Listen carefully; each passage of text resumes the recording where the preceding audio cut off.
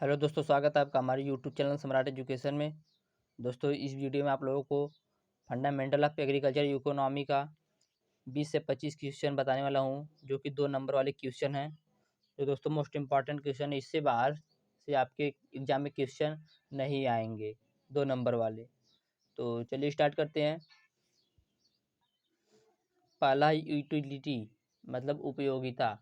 उपयोगिता किसे कहते हैं? किसी वस्तु या सेवा का उपभोग करने में हमें जो संतुष्टि प्राप्त होती है उसे उपयोगिता कहते हैं। किसी वस्तु या सेवा को उपभोग करने से हमें जो संतुष्टि प्राप्त होती है उसी को उपयोगिता कहते हैं। अगला देखते हैं। आपूर्ति, सप्लाई किसे कहते हैं?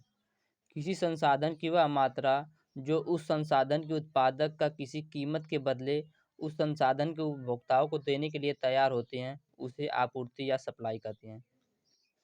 किसी संसाधन की वह मात्रा जो उस संसाधन की उत्पादक का किसी कीमत के बदले उस संसाधन को उपभोक्ता को देने के लिए तैयार होता है, उसे सप्लाई या आपूर्ति कहते हैं। यदि आप लोगों को इसका पीडीएफ चाहिए तो डिस्क्रिप्शन में व्हाट्सएप ग्रुप का लिंक और व्हाट्सएप नंबर दिया गया है, वहाँ से मैसेज करके आप इसका पीडीएफ ले सकते हैं। गुड्स मतलब वस्तु किसे कहते हैं? जिन वस्तुओं का कोई व्यापारी व्यापार करता है वह उसका वस्तु कहलाता है। सबसे आसान भाषा में, जिन वस्तुओं का कोई व्यापारी व्यापार करता है वह उसका वस्तु कहलाता है। या जब किसी वस्तु का निर्माण या क्रय बिक्री करने के उद्देश्य से होता है तो वह वस्तु कही जाती है। तो जब किसी वस्तु का निर्माण या क्रय बिक्री करने के उद्देश्य से होगा तो उसे वस्तु कहेंगे। अगला है सर्विस, सेवाएं। सेवा एक लेन देन है। सेवा एक लेन देन है जिसमें विक्रेता से खरीदार को वह कोई भौतिक सामान स्थानांतरित नहीं किया जाता। इस तरह की सेवा का लाभ विनिमय करने के लिए खरीदार की इच्छा द्वारा प्रदर्शित होता है। सेवा एक ऐसा लेन देन है जिसमें विक्रेता से खरीदार का कोई भौतिक सामान स्थानांतरित नहीं किया जाता। इस तरह की सेवा का लाभ विनिमय करने के लिए खरीदार की इच्छा द्वारा ही प्रदर्शित होती है। अगला है सार्वजनिक सेवा, जो इसी में है। सार्वजनिक सेवा वह सेवा है जिसके लिए पूरा समाज, राष्ट्र, राज्य राज्य वित्तीय संघ या क्षेत्र भुगतान करता है। सार्वजनिक सेवा वह सेवा है जिसके लिए पूरा समाज, राष्ट्र, राज्य वित्तीय संघ या क्षेत्र भुगतान करता है। 2 नंबर वाले क्वेश्चन इससे बाहर से नहीं आएंगे। अगला है वेक मतलब मजदूरी। किसी व्यक्ति द्वारा कुछ काम करने के बदले काम कराने वाला उसे जो कुछ देता है। किसी व्यक्ति द्वारा कुछ काम कराने के बदले कराने वाला व्यक्ति उसे जो कुछ देता है, रुपया, पैसा, अनाज या श्रम। रुपया, पैसा, अनाज या श्रम, जो कुछ भी देता है वह उसकी मजदूरी होती है। किसी व्यक्ति द्वारा कुछ काम करने के बदले काम कराने वाला व्यक्ति उसे जो कुछ रुपया, पैसा या अनाज या श्रम देता है उसे मजदूरी कहते हैं। मजदूरी की गणना प्रतिदिन, प्रति घंटा या प्रति के अनुसार की जाती है, जैसा कि पहले से तय होता है। तो जो मजदूरी है इसके बदले में जो काम कराने वाला व्यक्ति होता है वह रुपया, पैसा, अनाज या श्रम देता है। पहले के लोग दूसरे के घर पे जाके काम करवाते थे, फिर उनसे भी अपने घर का काम करवाते थे, तो यही हो गया श्रम। अगला है इंटरेस्ट मतलब ब्याज। ब्याज एक ऐसा शुल्क है जो उधार ली गई संपत्ति के लिए किया जाता है। ब्याज एक ऐसा शुल्क है जो उधार ली गई संपत्ति के लिए किया जाता है। यह उधार लिए गए पैसे के लिए अदा की गई कीमत या जमा धन से अर्जित किया गया पैसा होता है। ब्याज एक ऐसा शुल्क है जो उधार ली गई संपत्ति के लिए किया जाता है। यह उधार लिए गए पैसे के लिए अदा की गई कीमत है या जमा धन से अर्जित किया गया पैसा होता है। इसके बाद है दोस्तों लागत, कॉस्ट। किसी चीज की लागत उस धन की राशि होती है जिसे खरीदने या बनाने के लिए धन की आवश्यकता होती है। किसी चीज की लागत उस धन की राशि होती है जिसे खरीदने, करने या बेचने या बनाने के लिए धन की आवश्यकता होती है। जैसे दोस्तों, मैंने अपने लिए 20 रुपये की लागत लगा के पेन ली, तो इसमें यह लागत हो गई, मैंने 20 रुपये लगाकर एक पेन ली थी। अगला पॉइंट है कैपिटल मतलब पूंजी।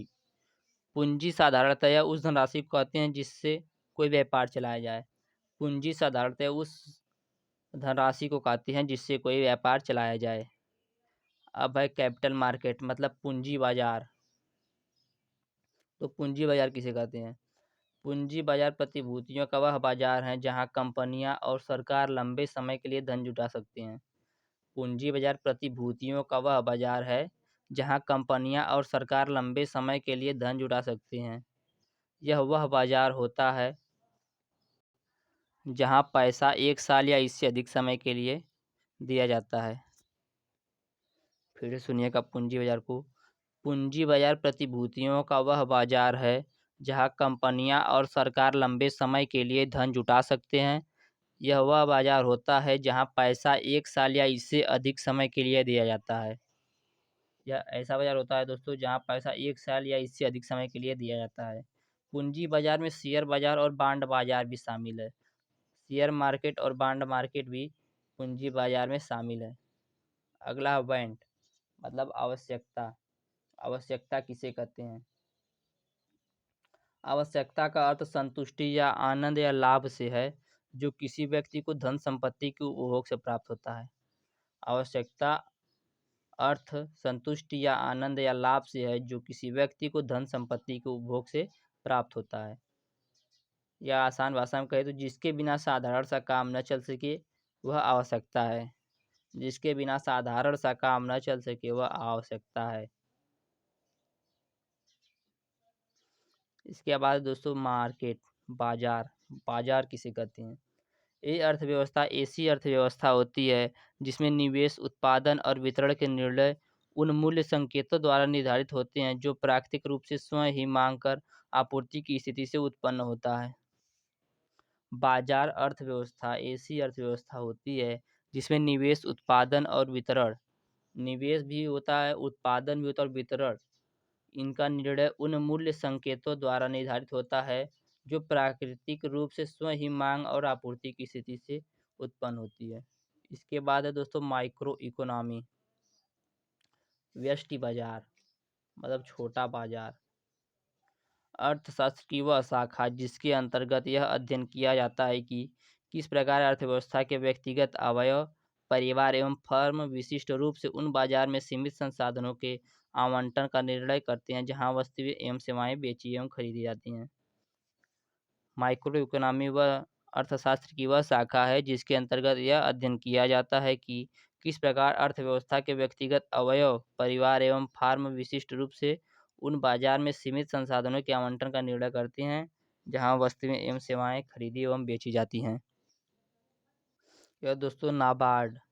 नाबार्ड का पूरा नाम है national bank for agriculture and rural development. National bank for agriculture and rural development. राष्ट्रीय कृषि और ग्रामीण विकास बैंक, जिसकी स्थापना 12 जुलाई सन 1982 ईस्वी को हुई थी। इसे कृषि ऋण से जुड़े क्षेत्रों में योजना और परिचालन के लिए नीतिगत मामलों में तथा भारत के ग्रामीण अंचल की अन्य आर्थिक गतिविधियों के लिए मान्यता प्रदान की गई है। दोस्तों ये जो नाबार्ड होता है इसे कृषि ऋण से जुड़े क्षेत्र में योजना और परिचालन के नीतिगत मामला तथा भारत के ग्रामीण अंचल की अन्य आर्थिक गतिविधियों के लिए मान्यता प्रदान की गई है। इसके बाद है वैट। वैट वैट टैक्स अब दोस्तों हट गया, उसके स्थान पे भी जीएसटी आ गया है। लेकिन वैट का पूरा नाम वैल्यू एडेड टैक्स। वैट का पूरा नाम वैल्यू एडेड टैक्स। यह एक प्रकार का अप्रत्यक्ष कर है। वैट एक प्रकार का अप्रत्यक्ष कर है जो वस्तुओं और सेवाओं पर लगाया जाता है क्योंकि वस्तु एवं सेवा में उत्पादन के प्रत्येक चरण में मूल्य की वृद्धि की जाती है, अतः प्रत्येक चरण में वैट लगाया जाता है। वैट किसी भी देश के जीडीपी का महत्वपूर्ण हिस्सा होता है। वैट दोस्तों एक प्रकार का अप्रत्यक्ष कर है। इसके लिए आप लोगों को प्रत्यक्ष कर किसे कहते हैं और अप्रत्यक्ष कर किसे कहते हैं इसको जानना होगा। जो वस्तुओं और सेवाओं पर लगाया जाता है क्योंकि वस्तु एवं सेवा में उत्पादन के प्रत्येक चरण में मूल्य की वृद्धि की जाती है। जैसे दोस्तों मैंने कोई पेन, कंपनी मेरी है, मैंने पेन बनाने के लिए 5 रुपये खर्च किए, उसमें 2 रुपया मैंने जीएसटी का दे दिया तो मेरी पेन 7 रुपये की हो गई। अब मैं उसको 8 रुपये का बेचूंगा तो जो मुझसे 8 रुपये का बेचेगा वह उसे 9 रुपये का बेचेगा तो उसमें से भी दोस्तों टैक्स लगेगा। तो यही है वैल्यू एडेड टैक्स। अगला है जीएसटी। जीएसटी का पूरा नाम है गुड्स एंड सर्विस टैक्स। यह दोस्तों 1 जुलाई 2017 को भारत में लागू की गई। 1 जुलाई 2017 को भारत में लागू की गई। यह एक अप्रत्यक्ष कर व्यवस्था है जिसे सरकार व कई बड़े अर्थशास्त्रियों द्वारा स्वतंत्रता के पश्चात सबसे बड़ा आर्थिक सुधार बताया जाता है। इसके लागू होने से विभिन्न राज्य सरकारों द्वारा भिन्न-भिन्न दरों पर लगाए जा रहे विभिन्न करों को हटाकर पूरे देश में एक ही अप्रत्यक्ष कर प्रणाली लागू हो गई। इस कर व्यवस्था को लागू करने के लिए भारतीय संविधान में संशोधन किया गया था। ध्यान दीजिएगा दोस्तों, जीएसटी को लागू करने के लिए भारतीय संविधान में भी संशोधन किया गया था। जीएसटी किसे कहते हैं? यह एक प्रकार का अप्रत्यक्ष कर है जिसे सरकार व कई अर्थशास्त्रियों द्वारा इसे स्वतंत्रता के पश्चात सबसे बड़ा आर्थिक सुधार बताया जाता है। इसे लागू होने से विभिन्न राज्य सरकारों द्वारा भिन्न-भिन्न दरों पर लगाए जा रहे विभिन्न करों को हटाकर पूरे देश में एक ही अप्रत्यक्ष कर प्रणाली लागू हो गई। इसके बाद है RBI, reserve bank of India. इसकी स्थापना 1 अप्रैल सन 1935 ईस्वी को कोलकाता में हुई थी और इसका मुख्यालय मुंबई और महाराष्ट्र में है। यह भारत का केंद्रीय बैंक है। यह भारत के सभी बैंकों का संचालक है। आरबीआई भारत का केंद्रीय बैंक है और भारत के सभी बैंकों का संचालक है। रिजर्व बैंक भारत की अर्थव्यवस्था को नियंत्रित करता है। इसकी स्थापना reserve bank of India act 1934 के अनुसार हुई है। इसकी स्थापना reserve bank of India act 1934 के अनुसार हुई है। आगे देखते हैं, मुद्रास्फीति या महंगाई। महंगाई किसे कहते हैं? मुद्रास्फीति या महंगाई किसी अर्थव्यवस्था में समय के साथ विभिन्न माल और सेवाओं की कीमतों में होने वाली एक सामान्य बढ़ोतरी को कहा जाता है। महंगाई किसी अर्थव्यवस्था में समय के साथ विभिन्न माल और सेवाओं की कीमतों में होने वाली एक सामान्य बढ़ोतरी को कहा जाता है। जब सामान्य मूल्य बढ़ते हैं तब मुद्रा की हर इकाई की क्रय शक्ति में कमी होती है। जैसे पैसे की किसी मात्रा से पहले जितनी माल सेवाओं की मात्रा आती थी उसमें कमी हो जाती है। आगे देखते हैं, उत्पादन फलन। किसी फर्म के उत्पादों तथा आगतों के बीच संबंध को उत्पादन फलन कहते हैं। किसी फर्म के उत्पादों तथा आगतों के बीच के संबंध को उत्पादन फलन कहते हैं। अगला है भविष्य बाजार। भविष्य बाजार किसे कहते हैं? यह एक केंद्रीय वित्तीय विनिमय है जहां लोग एक्सचेंज द्वारा परिभाषित मानकीकृत अनुबंधों का व्यापार करते हैं। यह एक केंद्रीय वित्तीय विनिमय है जहां लोग एक्सचेंज द्वारा परिभाषित मानकीकृत अनुबंधों का व्यापार करते हैं। अगला पॉइंट है दोस्तों, अर्थशास्त्र। सामाजिक विज्ञान की वह शाखा जिसके अंतर्गत वस्तुओं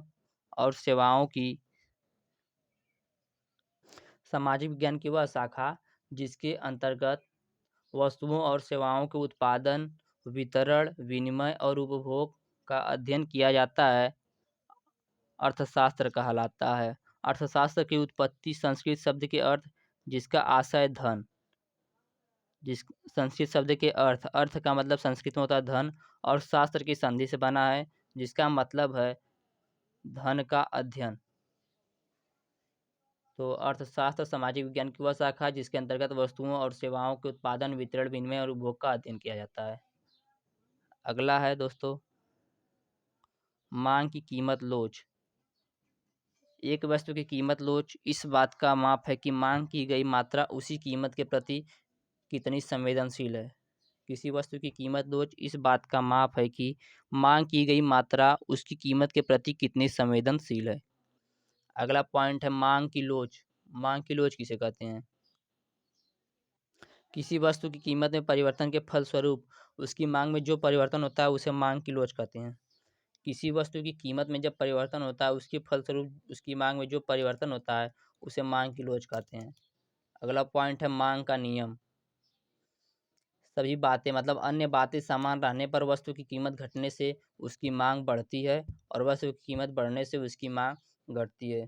तो दोस्तों ये कुल 25 प्रश्न थे जो 2 नंबर वाले थे, मैंने आप लोगों को बताया। यदि आप लोगों को वीडियो अच्छा लगा तो चैनल को सब्सक्राइब कीजिएगा, वीडियो को लाइक कीजिएगा, शेयर कीजिएगा। जय हिंद।